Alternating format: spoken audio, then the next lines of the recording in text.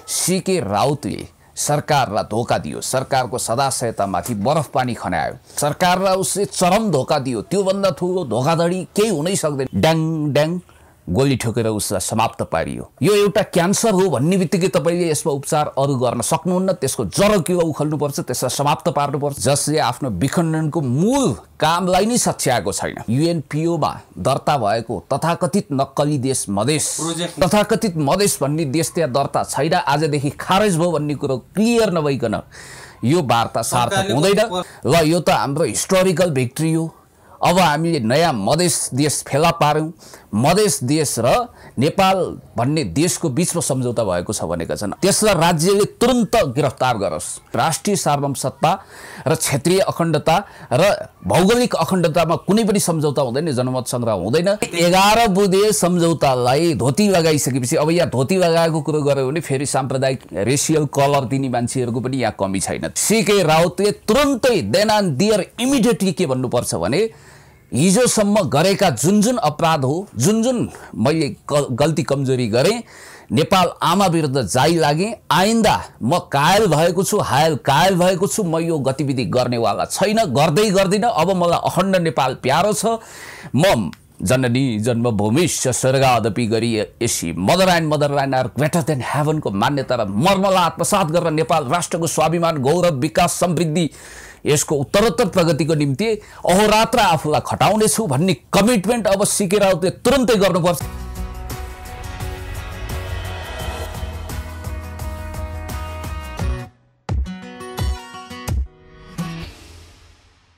पुण्य गौतमजी, यहाँलाई pnpkhabar.com मा स्वागत छ। धेरै धेरै धन्यवाद। नमस्कार।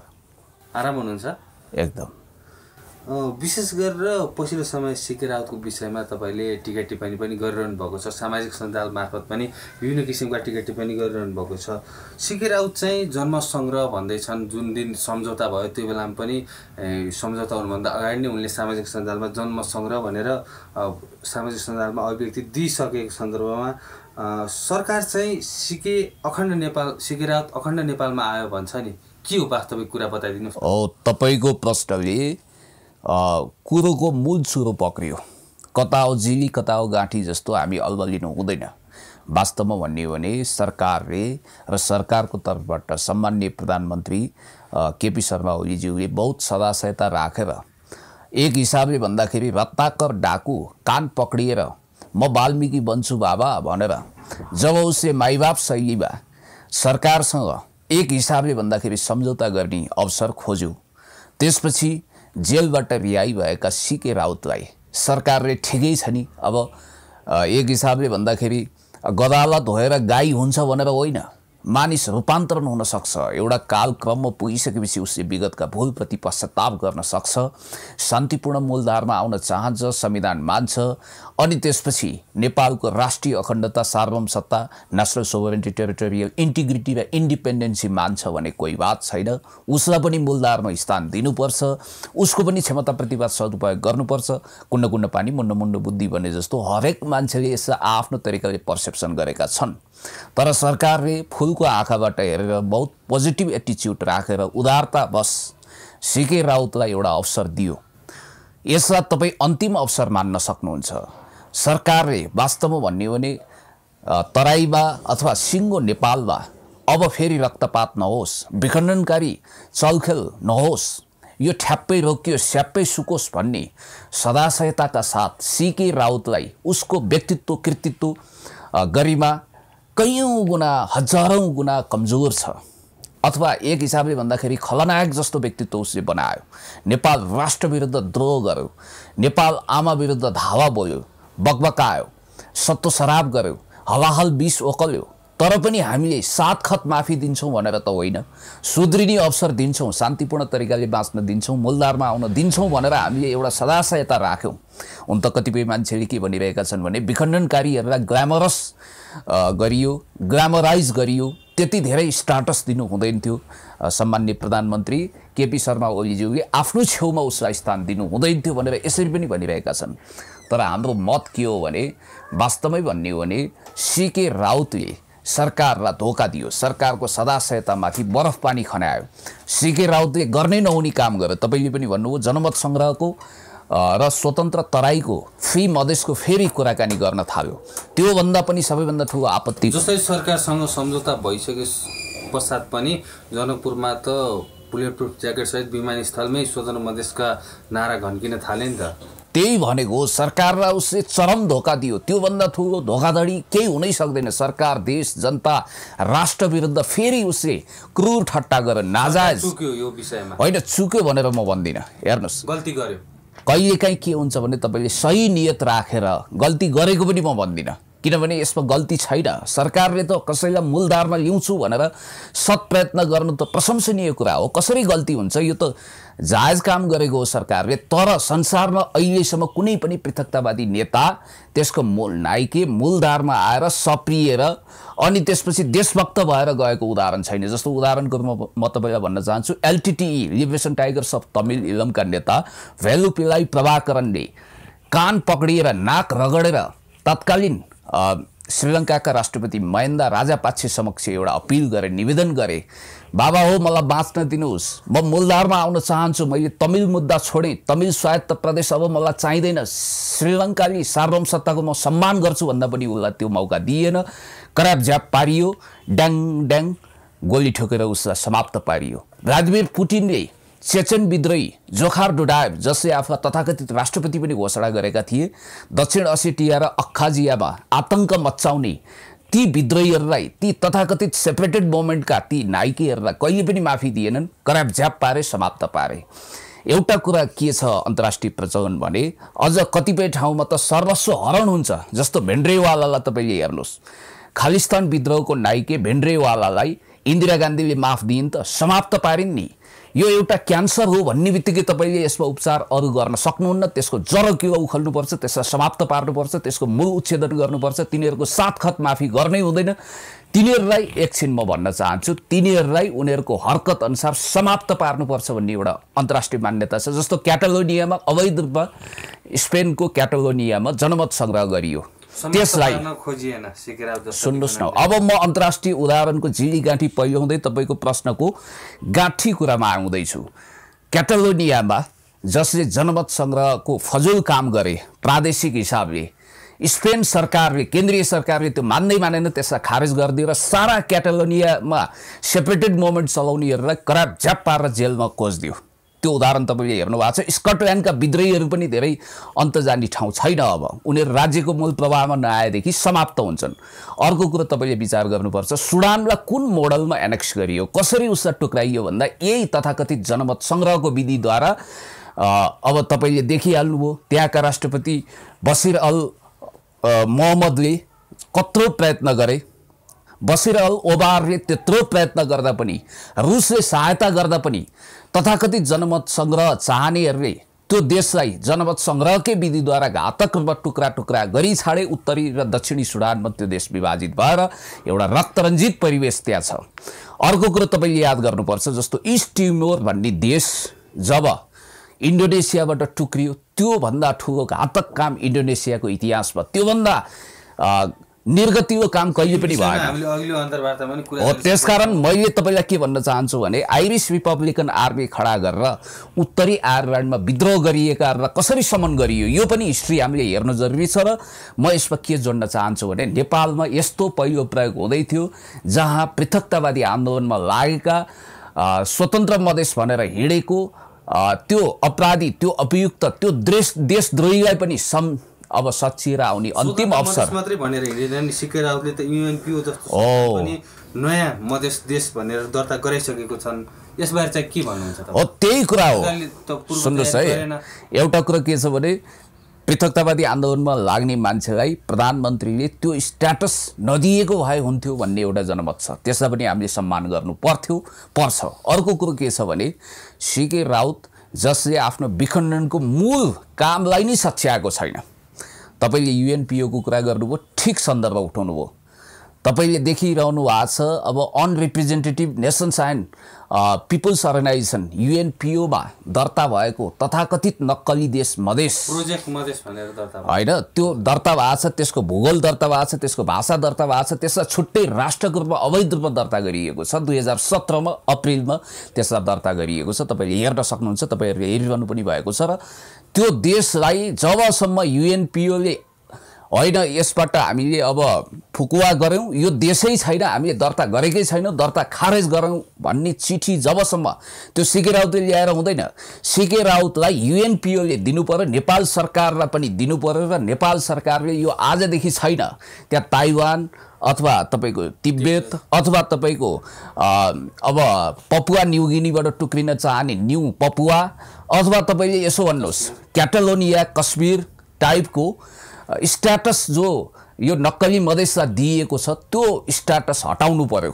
त्यो नक्कली मधेस, त्यो तथाकथित मधेस भन्ने देश त्यहाँ दर्ता छैन, आजदेखि खारेज भयो भन्ने कुरो क्लियर नभइकन यो वार्ता सार्थक हुँदैन। र मलाई जहाँसम्म लाग्छ यो 12औं नम्बर थप्नुपर्छ सम्झौतामा।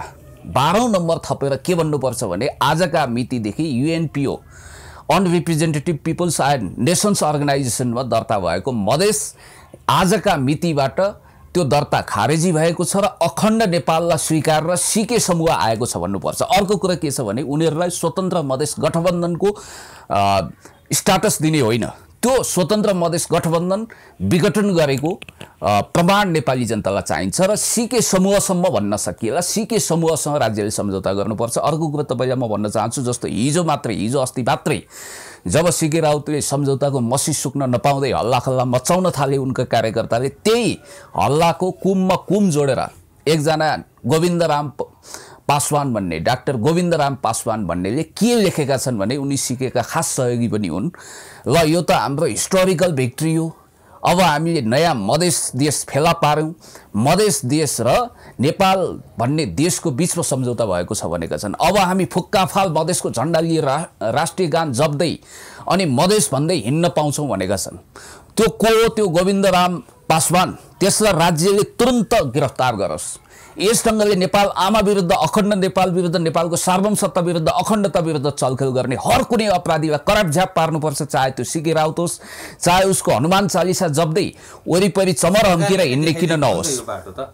होइन, सरकारले त्यो गरेको होइन। हेर्नु, सरकार जनमत संग्रहको पक्षमा छँदै छैन भन्ने कुरोको प्रमाण सम्माननीय प्रधानमन्त्रीज्यूले एउटा कार्यक्रममा क्याटेगोरिकली बहुत स्पष्ट भाषामा नलुकाइकन उहाँले के भन्नुभएको छ भने राष्ट्रिय सार्वभौमसत्ता र क्षेत्रीय अखण्डता र भौगोलिक अखण्डतामा कुनै पनि सम्झौता हुँदैन, जनमत संग्रह हुँदैन, हामी एक इन्च जमिन पनि गुमाउन चाहदैनौँ, हामी हाम्रो राष्ट्रलाई माया गर्छौं, गौरव गर्छौं भनेर भन्नुभएको छ। र हेर्नुहोस्, सीके सीमामा धेरै जमिनहरु त मिचिरहेका छन् प्रतिदिन। त्यो विषयमा पनि हामीले चर्चा गर्नुपर्छ, जस्तो नागरिकता विधेयकको विषयमा पनि हामीले चर्चा गर्नुपर्छ। तर अहिले मूल विषयमा तपाईलाई म भन्न चाहन्छु, अब सीके राउतले जब त्यो प्रोग्राममा सयौं थुङ्गा फुल्का हामी एउटै माला नेपाली भनेर गुन्जिँदाखेरि ऊ उठेर शिर निहुराएको छ। उसले त त्यो प्रोग्राममा त्यहाँ सम्मान गरेको छ। एउटा कुरा चाहिँ के भयो भने सीके राउतले जब त्यहाँ जनमत संग्रहको कुरा गर्यो उसलाई तुरन्त सजग गर्नु पर्थ्यो।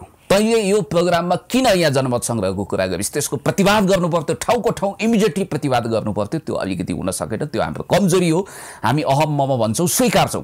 अर्को कुरा के म भन्न चाहन्छु भने गभर्नमेन्टले हुन त अब यो सरकारको तर्फबाट बादलजीले क्याटेगोरिकली स्पष्ट रूपमा पार्लियामेन्टमा के भन्नुभएको छ भने सीके राउत पुरानो बाटोमा गएको प्रमाण जुट्ने बित्तिकै उसलाई हामी करापझ्याप पार्छौं।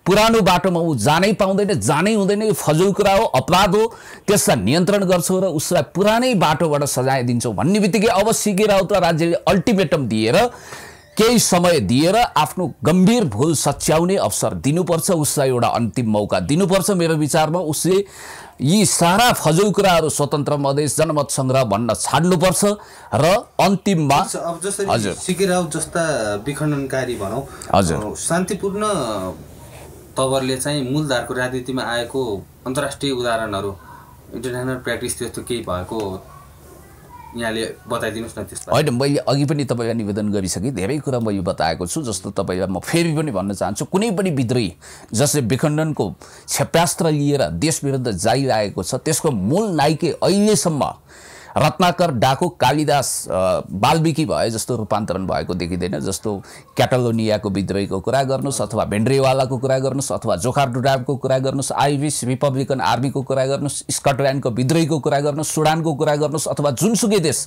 इस्ट टिमोरको कुरा गर्नुहोस्, कुनै पनि विखण्डनकारीहरू अहिलेसम्म पवित्र गङ्गाजीमा नुहाएर आए जस्तो देशभक्त भएर देशको अखण्डतालाई स्वीकारेको थाहा छैन। तर दुनियाँ त्यो स्वीकार्न सक्दैन होइन, दुनियाँभरि यस्तो भएको छैन भन्दैमा नेपालमा हुँदैन भन्नु त भएन नि।